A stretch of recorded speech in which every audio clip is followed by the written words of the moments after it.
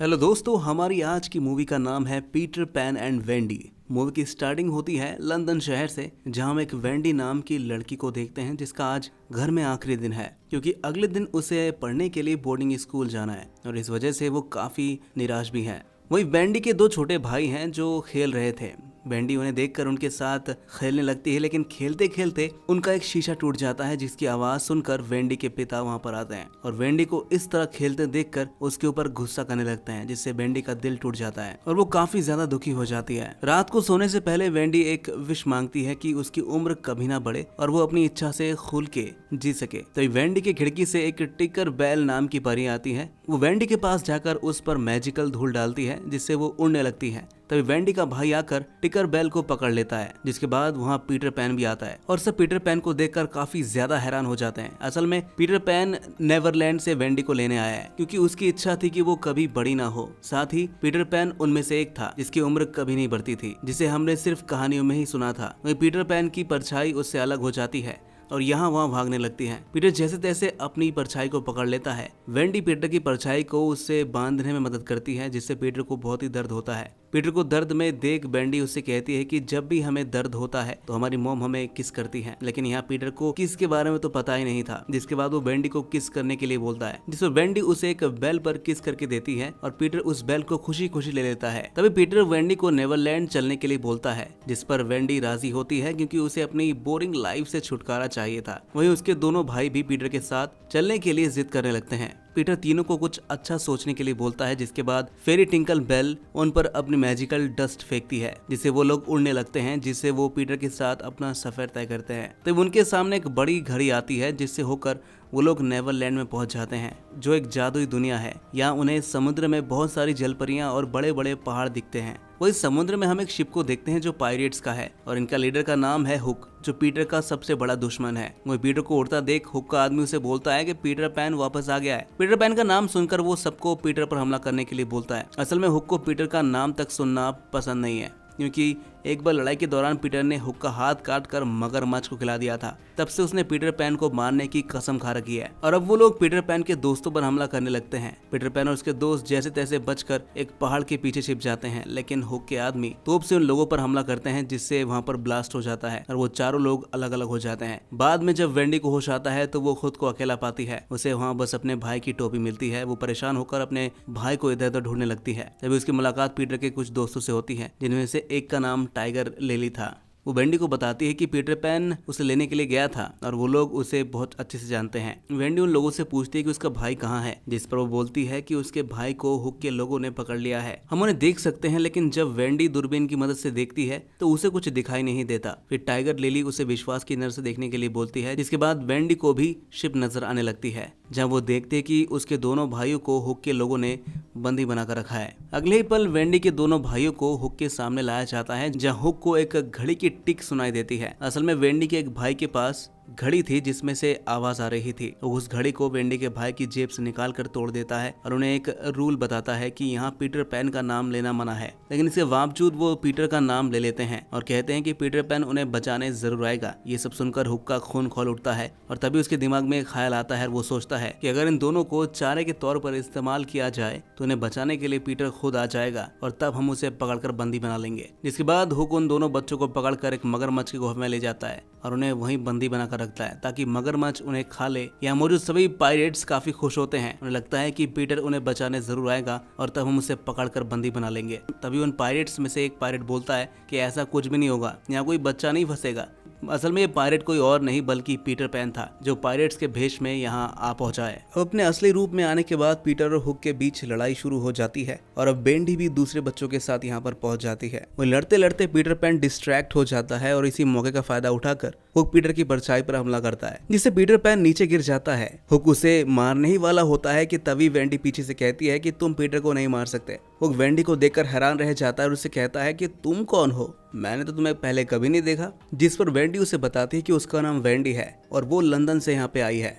Hook Wendy से बात करते करते मगरमच्छ के ऊपर गिर जाता है, लेकिन तभी वो मगरमच्छ उसे खाने के लिए अपना मुंह खोलता है, पर हुक जैसे तैसे खुद को बचाकर वहां से भाग जाता है। पीटर पैन और सभी बच्चे भी अपनी जान बचाकर उस गुफा से बाहर आ जाते हैं, लेकिन तभी वेंडी पीटर को एक थप्पड़ मारती है और उससे कहती है कि ये जगह सेफ नहीं है, उसे अपने घर वापस जाना है। इतना बोलकर वो दूसरे बच्चों के साथ जंगल के रास्ते निकल जाती है, जहाँ टाइगर लिली उसे समझाती है कि पीटर पैन बहुत ही अच्छा लड़का है, वही हमें यहाँ पर लेकर आया है और उसी की वजह से हम यहाँ पर अच्छे से रह रहे हैं। जिसके बाद वो लोग एक पुराने घर में जाते हैं जो दिखने में काफी खूबसूरत था और वहाँ बहुत सारे बच्चे थे। वेंडी बच्चों को देखकर उनसे पूछती है कि वो यहाँ कैसे आए, जिस पर वो बच्चे उसे बताते हैं कि हमें यहाँ पीटर लेकर आया है, जिस तरह वो यहाँ पर आई है वो भी अपनी मर्जी से यहाँ पे आए हैं। तभी वेंडी को यहाँ एक स्टोरी बुक मिलती है, जिसे देखकर बच्चे वेंडी को स्टोरी सुनाने के लिए बोलते हैं। वेंडी उन बच्चों से उनके माता पिता के बारे में पूछती है, लेकिन वो बच्चे अपना पास्ट भूल चुके थे, उन्हें कुछ भी याद नहीं था, इसलिए वो वेंडी को उनकी मॉम बनने के लिए बोलते हैं, जिस पर वेंडी उन्हें बताती है कि वो कुछ दिन बाद यहाँ से चली जाएगी। इधर पीटर पैन वेंडी से गुस्सा होकर चुपचाप अपने कमरे में बैठ जाता है। वहीं वेंडी सब बच्चों को लोरी सुनाकर सुला देती है, लेकिन ये आवाज हुक तक पहुंच जाती है और वो उस आवाज का पीछा करने लगता है। उधर बच्चे के सोने के बाद वेंडी टिंकल बेल से हुक और पीटर की दुश्मनी के बारे में पूछती है।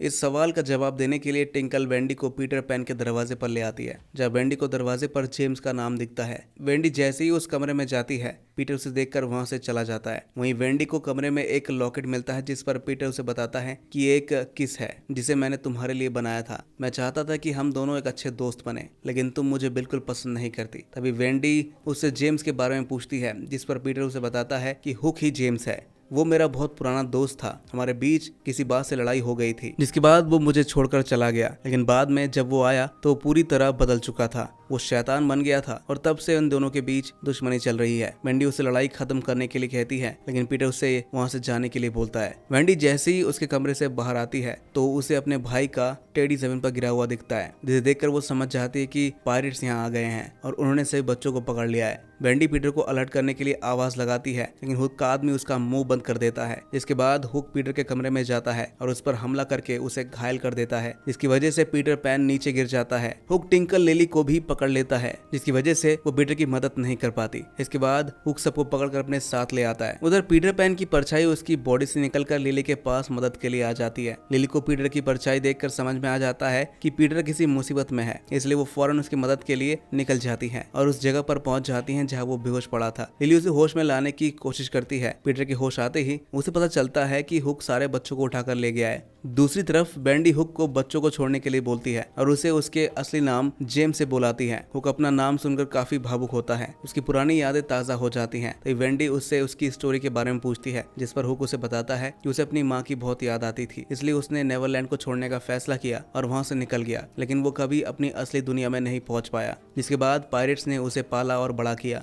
लेकिन जब वो पीटर के पास पहुंचा तो उसने उसकी दोस्ती को एक्सेप्ट नहीं किया। तब से लेकर आज तक वो पीटर से नफरत करता है और उससे बदला लेना चाहता है। वहीं अब वेंडी को पता चलता है कि एक समय पर दोनों काफी अच्छे दोस्त है। इधर हुक भी वेंडी की बात से सहमत होकर बच्चों को छोड़ देता है, लेकिन इसके बदले वो वेंडी को कुर्बानी देने के लिए बोलता है, जिसके लिए वेंडी मान जाती है। वो वेंडी को शिप के ऊपर ले आता है और उसे वहाँ से कूदने के लिए बोलता है। हालांकि वहाँ पर टिंकल बेल भी थी जो उसकी मदद कर सकती थी, लेकिन हुक के लोगों ने उसे भी कैद कर रखा था। वेंडी कूदने से पहले प्रेयर करने लगती है। उसे एहसास होता है कि वो बड़ा होना चाहती है और यहाँ से निकलना चाहती है। ये सब सोचकर वो पानी में कूद जाती है और ठीक उसी समय टिंकल बेल अपनी बॉक्स को गिरा देती है, जिससे उसकी मैजिकल डस्ट चारों तरफ फैल जाती है। वहीं हुक को वेंडी के गिरने की आवाज सुनाई नहीं देती, इसलिए वो सभी साथियों से वेंडी के बारे में पूछता है, लेकिन हैरानी की बात यह थी कि वहाँ किसी को भी वेंडी के गिरने की आवाज सुनाई नहीं दी और देखते ही देखते वेंडी हवा में उड़ने लगती है, क्योंकि उसकी इच्छा थी कि वो बड़ी हो जाए और साथ ही उस पर मैजिकल डस्ट भी गिर जाती है, जिसकी मदद से वो आसानी से उड़ जाती है। धीरे धीरे वो मैजिकल डस्ट पूरे शिप में फैल जाती है, जिसकी वजह से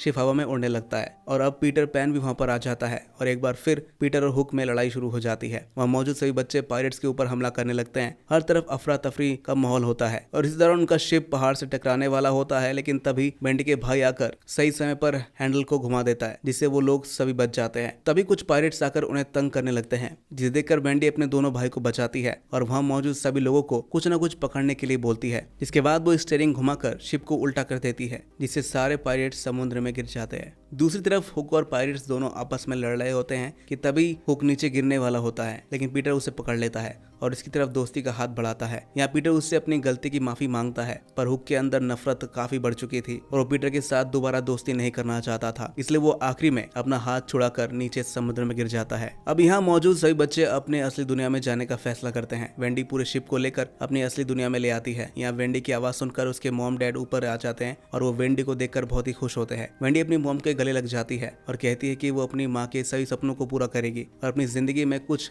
बनकर दिखाएगी। तो वेंडी के मॉम और डैड उसके कमरे में बहुत सारे बच्चों को देखते हैं जो नेवरलैंड से आए हुए थे। वो बच्चे वेंडी के पेरेंट्स को मॉम डैड करके बुलाते हैं क्योंकि इनका कोई परिवार नहीं था, न ही इन्हें कुछ याद था। वेंडी के पेरेंट्स भी सभी बच्चों को एक्सेप्ट कर लेते हैं, जिसके बाद वेंडी छत पर पीटर से मिलने जाती है और उसे नीचे चलने के लिए बोलती है। वो कहती है कि अगर वो चाहे तो वो भी उनके साथ इस दुनिया में रह सकता है, जिस पर पीटर उसे बताता है कि एक समय पहले यहाँ उसका घर था, लेकिन अब वो इस दुनिया में नहीं रहना चाहता। इतना बोलकर वो टिंकलबेल को लेकर यहाँ से चला जाता है, जहाँ हम हुक को देखते हैं जो अभी भी जिंदा है। वो आसमान में अपने जहाज को देखता है जिसमें पीटर होता है। वो पीटर को देखकर मुस्कुराने लगता है और यहीं पर हमारी ये कहानी खत्म हो जाती है। आई होप दोस्तों आपको ये कहानी अच्छी लगी होगी। अगर अच्छी लगी हो तो कृपया लाइक्स, कमेंट्स और सब्सक्राइब करना ना भूले। मिलते हैं आपसे नेक्स्ट वीडियो में।